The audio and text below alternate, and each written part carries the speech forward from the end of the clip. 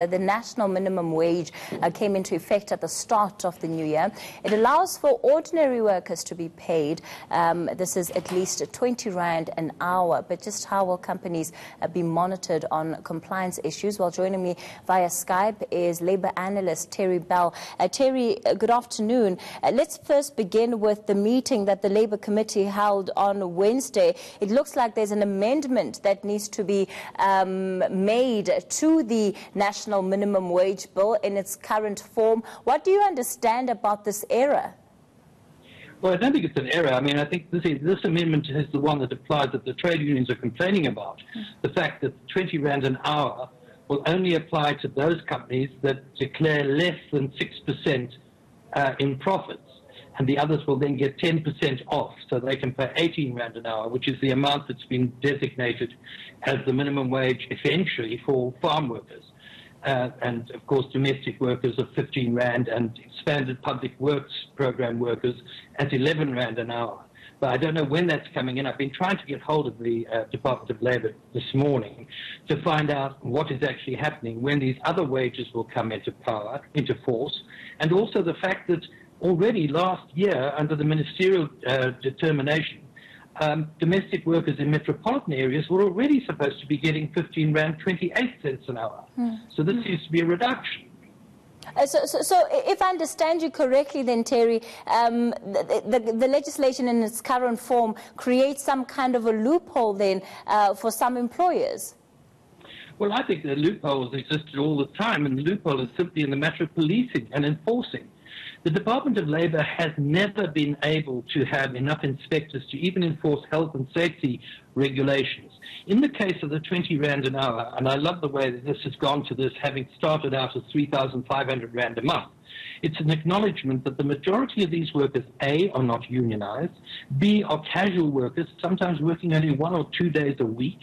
They are the people who get picked up at the side of the road as well.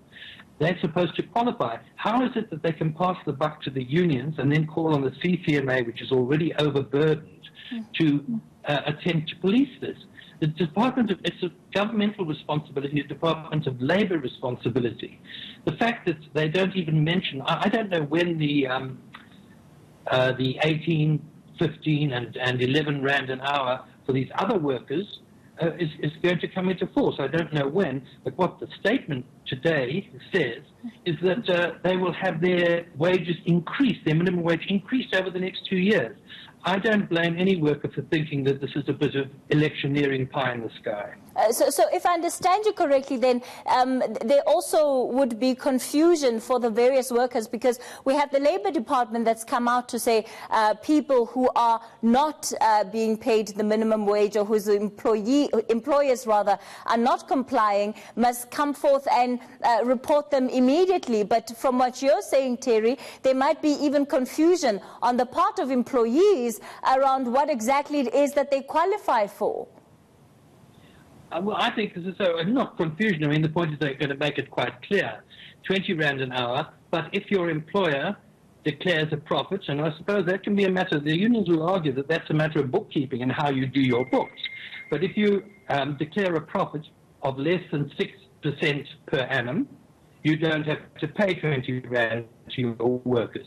But as I'm saying, is the majority of the workers we're talking about do not work full-time, are not unionized.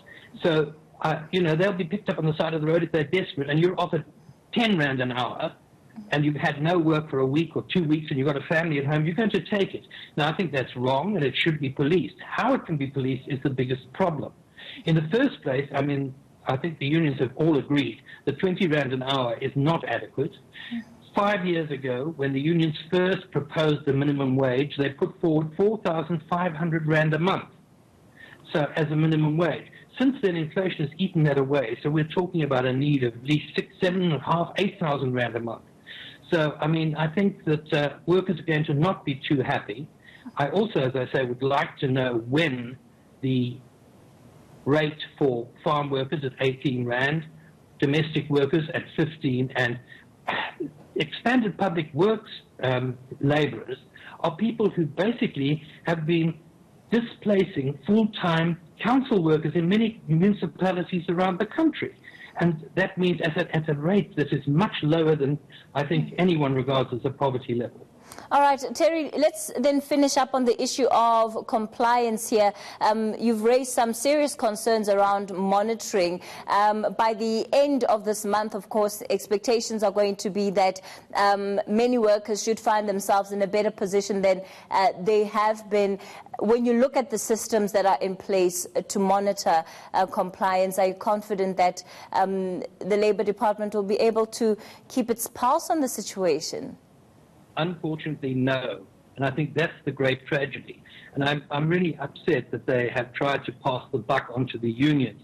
Yes, the unions have not done as much as they should have in terms of monitoring even health and safety. And, well, where there are bargaining council agreements and where workplaces are unionized, they're able to do that.